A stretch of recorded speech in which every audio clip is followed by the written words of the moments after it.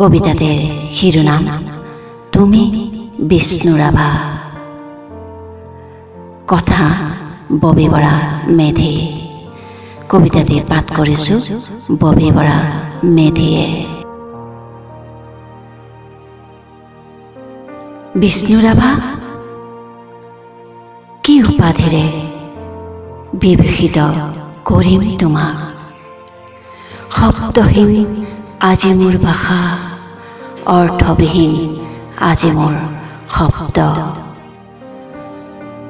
অসমৰ আকাশে বতাহে বিলতে ফুলি থকা ধুনীয়া পদুমীজনী, ফুলে ফুলে আজি নিনাদিত তোমাৰ সৃষ্টিৰ সৌৰভে প্ৰতিগৰাকী অসমীয়াক সানি যায় গৌৰৱময় ৰেণুৰ বুল।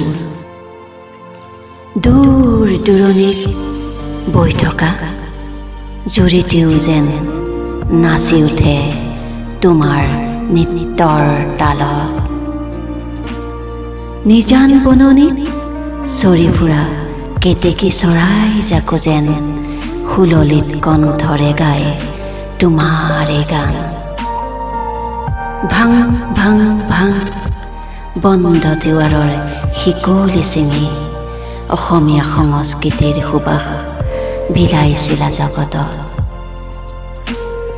তোমাৰ গানে তোমাৰ সুৰে আজি মন্ত্ৰমুগ্ধ প্ৰতিগৰাকী অসমীয়া। তোমাৰ নিখুঁত সৃষ্টিশীল প্ৰতিভাই গাঁঠি থৈ গৈছে কেতিয়াও ছিঙিব নোৱাৰা অসমৰ গৌৰৱময় মালা। বিষ্ণু ৰাভা কি উপাধিৰে বিভূষিত কৰিম তোমাক? নিখুঁত চিত্ৰকৰ নে সুদক্ষ অভিনেতা? সুগায়ক নে সুমধুৰ সুৰাকাৰ? নাট্যকাৰ নে গীতিকাৰ? সুনিপুণ নৃত্যশিল্পী নে পাকৈত বাদ্যশিল্পী? গল্পকাৰ নে নিবন্ধকাৰ নে পাকৈত খেলুৱৈ? কত যে গুণৰ অধিকাৰী তুমি। তুমি গণশিল্পী, তুমি অসমীয়া সংস্কৃতিৰ মহীৰু, তুমি আমাৰ কলাগুৰু। হে মহান শিল্পী, তোমাক দিবলৈ নাই যে আজি অৰ্ঘ্য, নাই যে পুষ্পমালা, নাই যে নৈবেদ্য।